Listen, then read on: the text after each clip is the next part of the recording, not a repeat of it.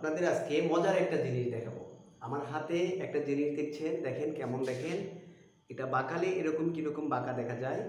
নবম শ্রেণীর ছাত্রছাত্রীরা তাদের বিজ্ঞানে আজকে এই যে একটা নতুন একটা জিনিস তৈরি করে নিয়ে এসছে। যে অধ্যায়ের নাম ছিল আমাদের বংশলতিকা। খুব ইন্টারেস্টিং একটা বিষয় আপনাদের দেখায়। এই যে এখানে তারা একটা তৈরি করে নিয়ে আসছে।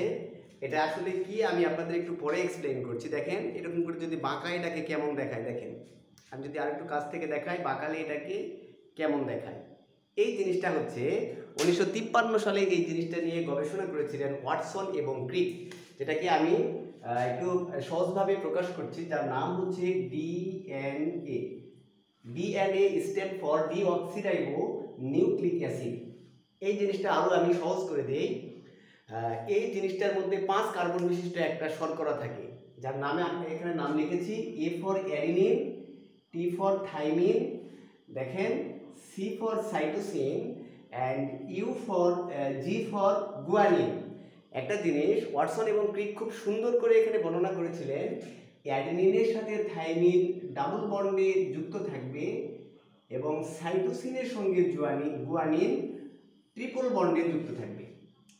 এই যে আপনারা দ্বিসূত্রক দেখছেন এখানে, এই দ্বিসূত্রকগুলোর নামই হচ্ছে, একটা নাম অ্যাডেনিন, একটা নাম গুয়ানিন, একটা নাম সাইটোসিন এবং একটা নাম থাইমিন।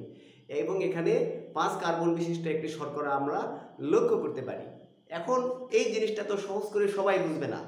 আমি যদি ক্লাস নিতাম তাহলে হয়তো বা সহজ করে এই জিনিসটা আরও বোঝাতাম, কিন্তু আপনাদেরকে একটা জিনিস বুঝাই, এই জিনিসটার গুরুত্ব কোথায় এই জিনিসটা বোঝাই। মনে করেন রাস্তার মধ্যে ফুটফুটে একটা সন্তান, যে বাচ্চাটা কথা বলতে এখনো পারে না কিন্তু অনেক সুন্দর। এই বাচ্চাটা রাস্তার মধ্যে আছে এবং 2 জন ছেলে আসে বলছে এই বাচ্চাটা আমার। 2 জনই এই ছেলেটাকে দাবি করছে। তখন প্রাথমিকভাবে আমরা কিভাবে জানবো যে এই বাচ্চাটা আসলে কার? বাচ্চা তো কথা বলতে পারে না। সেই সময়েই প্রয়োজনীয়তাটা হচ্ছে মানুষের DNA test, deoxyribo nucleic acid. এটা টেস্ট করা যায়।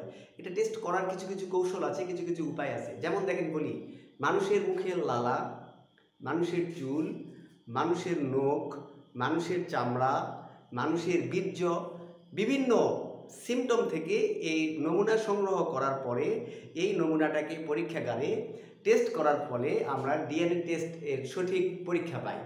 এবং এখানে সংগ্রহ করা হয়, যদি সঠিক বাচ্চার বাবাকে খুঁজে পাইতে হয় তাহলে বাচ্চার ডিএনএর সিকোয়েন্স নিতে হবে এবং বাচ্চার 2 জনেরই ডিএনএ পরীক্ষা করার জন্য তাদের থেকে নমুনা নিতে হবে। নিয়ে পরীক্ষা করলে সহজেই আমরা বলতে পারবো যে আসলে সন্তানটা কার। অনেক সময় আমরা দেখি কবর থেকে মৃত মানুষকে উঠাই, তারপরে বিভিন্নভাবে পরীক্ষা করে ডিএনএ টেস্ট করার পরে প্রকৃত পরিচয় নির্ণয় করে। অপরাধী শনাক্তকরণের কারণে অপরাধীর ডিএনএ টেস্ট করার পরে অপরাধীকে শনাক্ত করা যায়।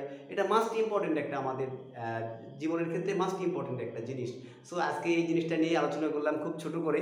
এই জিনিসটা আসলে আমাদের বইয়ে যে ছবিটা দেওয়া আছে সেই ছবিটা এরভাবে সোজা দেওয়া নাই, দ্বিসূত্রক বিশিষ্ট পেঁচানো একটা সিঁড়ির মতো ডিএনএটা ঠিক এইরকমভাবে দেখা যায়। তারা অনেক সুন্দরভাবে এটা তৈরি করেছে, জন্য ওদেরকে অনেক ধন্যবাদ জানাই। এটা এরকম বাঁকা করে দেখা যায় বইয়ের চিত্রটা। এটা হচ্ছে দ্বিসূত্রক বলা হয়। এই সূত্র আর এই সূত্র, এই দুই প্রান্ত থেকে এরকম বাঁকানো। বইয়ের যে চিত্র আছে সেই চিত্রটা এরকম বাঁকানো, যেটা 3D ভাবে আমরা যদি সরাসরি দেখতে যাই, তারা একটা মডেল তৈরি করে নিয়ে আসছে। এটা হচ্ছে দেখতে ঠিক এরকম বাঁকানো দেখা যায়। সো সবাই অনেক ভালো থাকবেন। আসসালামু আলাইকুম।